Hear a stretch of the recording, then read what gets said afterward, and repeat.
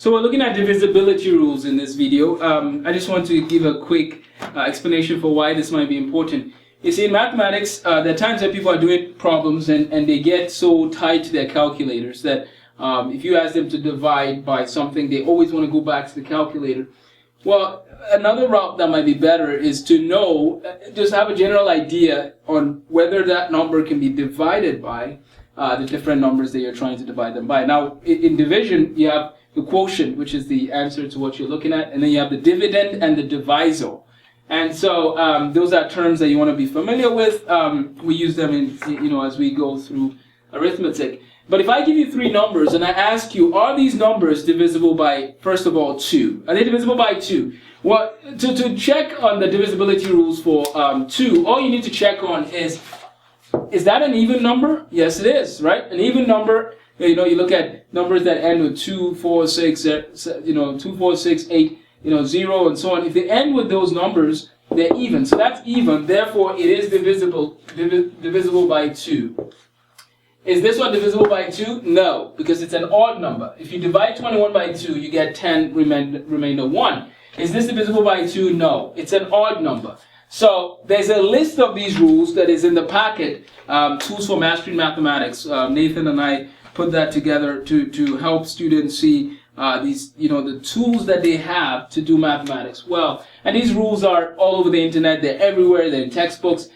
We just added it as one of our pieces of one of the tools we want you to have. So you need to know if numbers are divisible by 2, by 3, 4, 5, all the way to 12. There's even one for 7, by the way. I know you might not have seen one, but there is a rule for knowing if a number is divisible by 7. Let's talk about 3 quickly. Is this number divisible by 3? Yes. Why is that? Because you add the digits, in this case 2 plus 1, and you get 3. Because you get a multiple of 3, it's divisible by 3. Now, is this number divisible by 3? You add the digits, and you get 9 plus 0 plus 9, we have 18. So that means it is divisible by 3.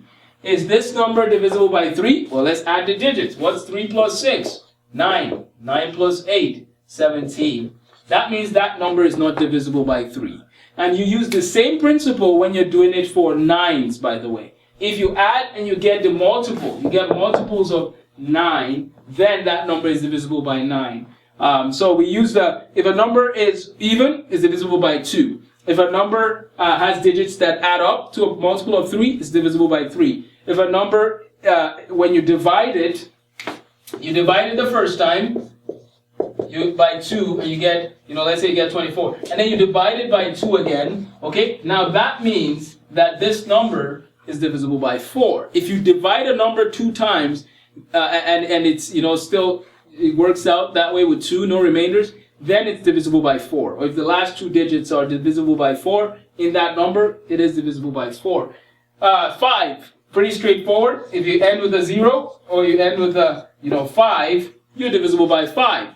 10s, if you end with a 0, 10 can go. It's divisible by 10. So we've looked at 2, 3, 4, 5. We've looked at 10. And if a number is divisible by both 2 and 3, then it's divisible by 6. If it's divisible by 3 and 4, it's divisible by 12. So we have the ones for 5, 9, 12. Now let's look at the last one, for 11. This one gets a little tricky, so I'm going to read it carefully.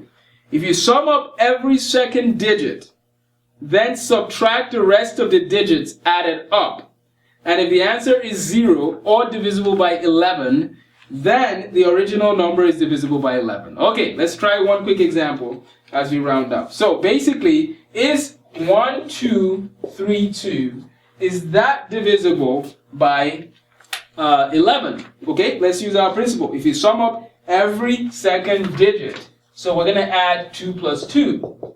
And what do we get? 4. And then we take the 1 and the 3, and we add those. Okay, so we're going to take this 4 minus 1 plus 3.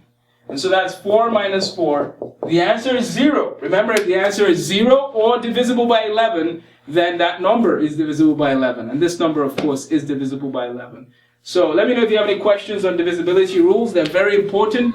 They're in the packet.